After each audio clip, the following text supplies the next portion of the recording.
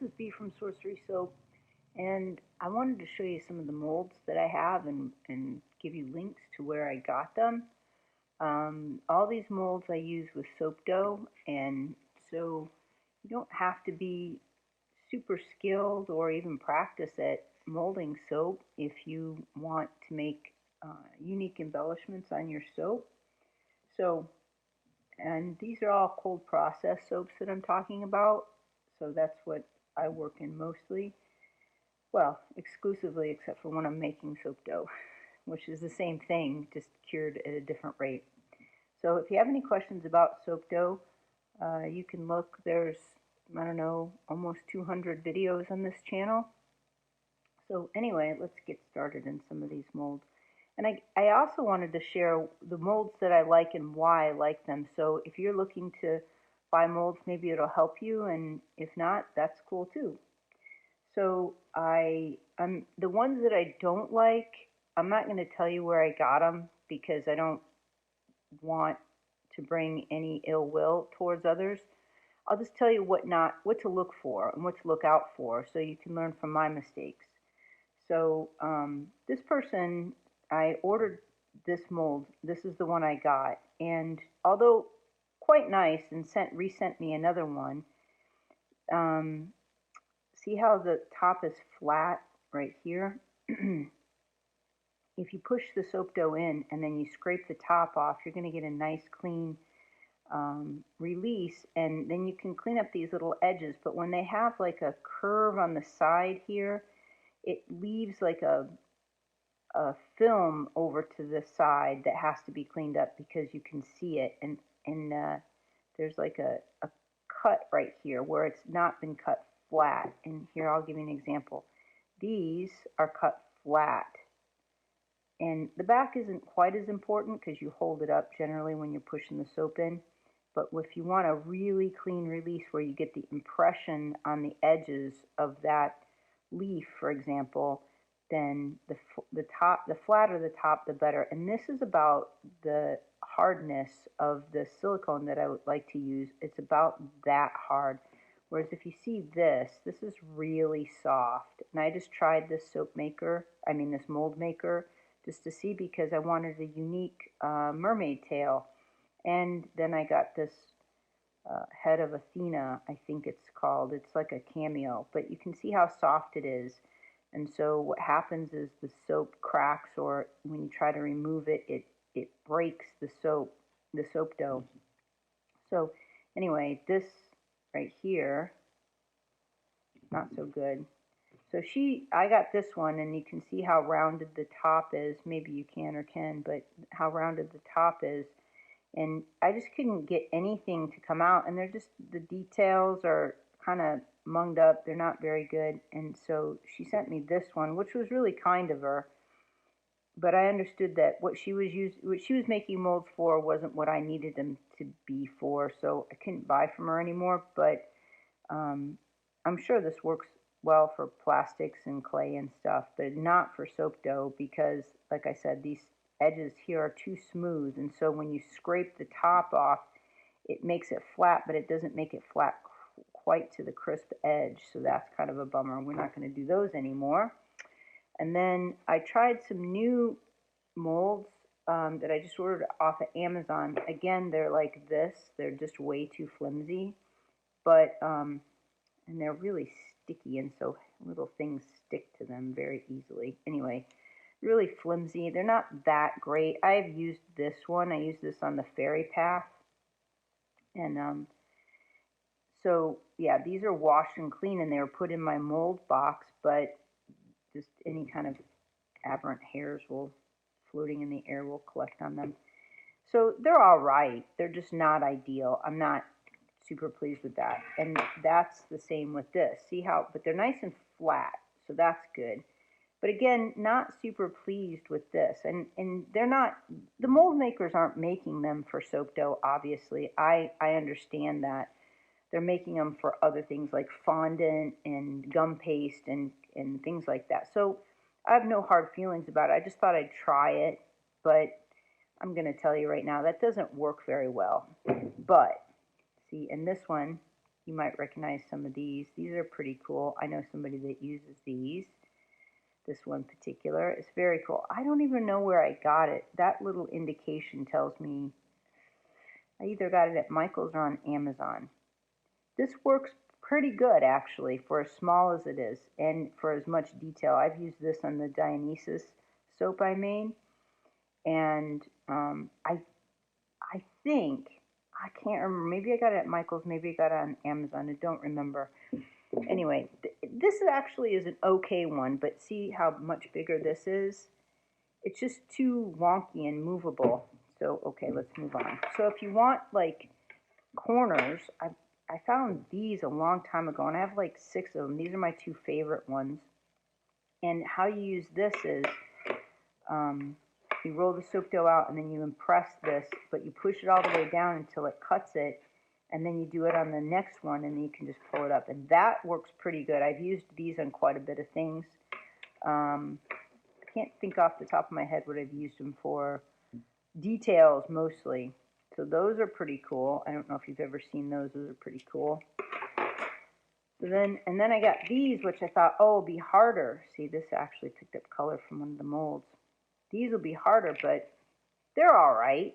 They're like impression mats. That's what they are. They're not molds of any kind. And they work pretty good, but you can see how they warp. You have to sort of bend them. But this I made the Fairy Path soap with, this whole impression right here, which works pretty good.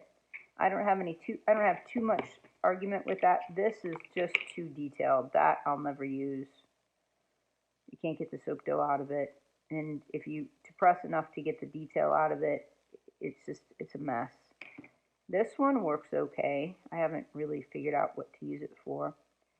So, you know, when designing these, like, I obviously haven't designed any, although I would love to. This edge right here is not, you have to cut all that edge off when you pushed it into the soap dough. And I just don't like the fact that they're just really bendy like this. I'm not really sure. But I'll get on to the ones that I really do like. So, okay. So, these, I think these came from, I'll have to look. I don't want to say the wrong name. I'll put it in the description if you're interested. These are the chess pieces I bought. I think these came from Master Molds. They look similar. And again, these are okay. I couldn't find any. I was using the fondant molds for chess pieces, and those are terrible to try. If not, yes, fondant. No. Let me correct that. I was using the chocolate. They're hard plastic, and then chocolate makers pour the chocolate in, and then the chocolate gets hard, and you can pop it out. And that makes sense, especially if it's colder. You can just pop it out, and that makes total sense. But you see how they're rounded? It's just, it never comes out flat, and then you scrape the top of it. You have to scrape in each one, around each one, and the molds are supposed to make it less time consuming, not more. So, so again, you know, these molds are fine. There are lots of detail in them, and they're well made. I don't know, I don't make molds, so I don't know, but, you know, they're well made, and it's just that for soap dough, they're not, I don't know how they do it with plastic. They probably, like, if it's a pour or something, it probably levels off to down in here. But if you're putting clay in and you're trying to scrape the back off of it, and you just want that to, you have to dig inside and then pull it and release it and then clean up all those edges. Otherwise, you have this flange that comes off. And so those aren't that great. And let's see now, the screws, the hinges. These came from Blue Goat Studio, and all these mold makers that I'm talking about that I name are on Etsy. So these came from Blue Goat Studio, and you've probably seen me use these. I did a pastel soap with pastel snowflakes. I did a whole video on that. And I used these for my steampunk soaps. This one's much more difficult to use, but it's possible. I just haven't found a really good reason to use it, I guess. And they give you little extra, I don't know if I bought that or that was a gift. I can't remember. I can't imagine that I would buy that actually, because you can only do gemstones with translucent soaps like Melt and Pour, and I wouldn't have used this for one, so that's a little confusing. But these could make, you actually can put the soap dough in and then take each piece and flatten them together and make a whole seahorse. So that's really cool. One of my favorite flowers ever. I love that flower. And see how flat they are? It comes off cleanly. You don't have to spend much time cleaning up the edges at all. And then this one I just got because I really like the shape of the grass. And it gives a lot of detail. And it's kind of tricky to work with, but super worth it. And it has the same emblem on it, so I'm guessing those came from Amazon. But I used this for the Tired Puppy soap that I just did. And I broke it apart and put it on there. I didn't care to keep it all together because it was just, once it cures, it sometimes will warp like that. So there's that. And then here's some of the flour. See this in the back, this embellishment. I love it that she does this. This is Whisper Fairy, one of my favorite mold makers.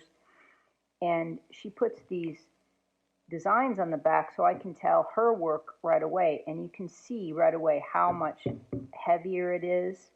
And even though they're dipped in a bit, the curve of it's not so great that you can't get your tool in there just to clean that off really quickly. And they still bend, so they'll pop that soap dough out. And if it gets caught, you can just take a needle, or I have a sharp point on one of the ends of my tools, and I stick it in the back and then release it. It's good to be ambidextrous a bit and then pop it out. But anyway, so yeah, this is a really good flower mold. And then little leaf ones. She also, I know I have a lot of little extra ones from her because she's given me extra ones. I think this might have been an extra one occasionally. I can't promise that she'll give them to everybody, but I know that I've gotten something from someone before. Anyway, so this one here is another one, and it's Whisper Fairy. And those are just different flowers, so you have a big variety. And then this one's just all leaves. And then this is a baking one. These are really tricky to get out, and because see how it's popped up in the center, it almost makes it fruitless for soap dough. I've done it, and they're really tedious and time-consuming. This is an okay one, but you can see again how like curved up on top versus how nice and flat that is. If I could get these flat, that would be ideal. So I have a lot of those, and I'm not going to go into every single one of those. But there's another soap maker. So here's another thing I wanted to say. So when I first started to do this years and years ago, somebody sent me a mold. And I didn't really know if I could use it because I wasn't doing it. I mean, this was a really long time ago. I wasn't doing too much with molds or anything. But she sent this to me, and I stuck it away, and then I eventually started to do the soap dough. And so I used this mold. Obviously, it cracked. It's just from breaking it like this, but this particular type of silicone is not good for repeated bending. Oh, there it just did it again. I can't believe that happened. But I was just saving it for an example because I don't use this anymore. But that's the difference. Like that's not going to break, and this broke. So you don't want those kind of molds. And then I'm always on the hunt for a cool bee.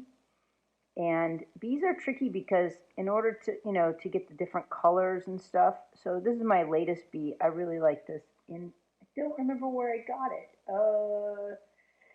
I don't know. But I'm going to put the links in the description below. I'll do that much because I have to do some research to find out where I got all these.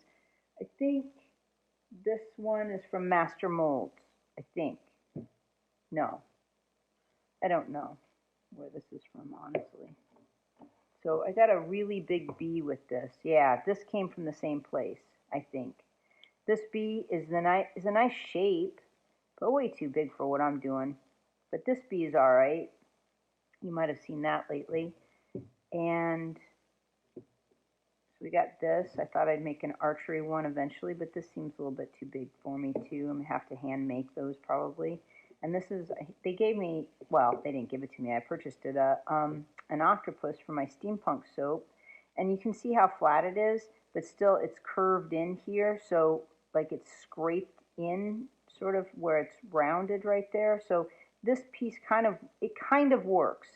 I make it work because it's hard to find these steampunk molds. And I'm not super fond of it. When I sort of get tired when I look at this and I go, oh yeah, I gotta do that. It's not that. But, and the fish too, this looks like it needs a little better scrubbing. Maybe that's,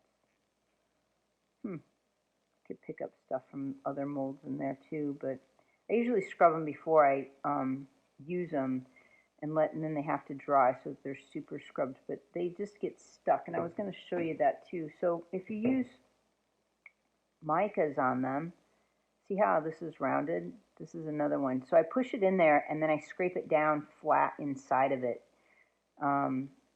It's an okay mold. It's just the one I have. And I dusted it with brown mica first and put it in there. And then I put the brown soap dough in there or whatever color I was using to see if it would help so I didn't have to continue to dust it. And I kind of ruined my mold. I've scrubbed this many times and I can't get that super clean. And these are little ones too. I make them work. So the best. Here's one of my favorite mold makers, only because of design, not because of usability. And you know, this is Piccalilli in the UK, and she has the coolest shapes and molds. Like this is a butterfly face mask, and there's a face in here and flowers and stuff, and that's really cool. I have a Ganesh, I have a dragon, I have the star, well, I call her the star goddess, Pegasus.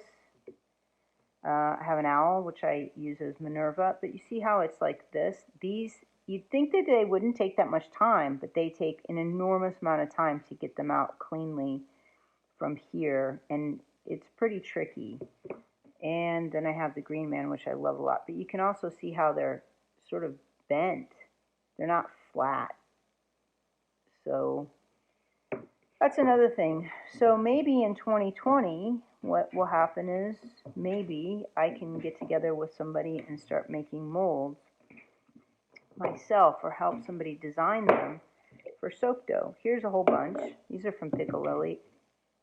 I love her stuff. Now see, they're much flatter. These are like little nuts or something. I never use those. Those are in there. I got this little door. I've used it once. It's almost too small and too detailed to do much with, but it's a really good mold. And that is the bottom of a little wooden, this is the thatched roof, and then you put the soap in there and then take that out and then mold here and then stick them to the top of each other. Again, I never used that. That's the bottom of a cupcake. And more nuts. See, I was right. She did give me extras. I didn't buy these. She sent these to me as extras, which was really thoughtful. Oh, I know what's in there. Little strawberries and nuts. And I've used this mold before, but I have 2 of them. And then a birdhouse, which I haven't used yet. Tops of cupcakes, because I stink at piping, so that's that. And this is the bottom of, this is a pie tart. Is that right? A tart, yeah. The bottom of a tart, and you push it in and then comes out, and then I put little strawberries in it. I made a soap like that once. That was pretty cool. So anyway, I hope this helps. I hope, like, all my rambling made sense to you. And when I talk on the videos, we don't speed it up because then I'd sound like a chipmunk. And anyway, so it's in real time. I have no idea how long this has been going. So there you go. And I hope that helped. And if you have any questions or comments, leave them below. And I'll put the links up to all the places that I bought molds necessarily identify, except for Piccalilli and these purple ones. These came from Blue Goat Studio, I think. I'm not dead sure. And then, so there's Piccalilli, Blue Goat, and Whisper Fairy.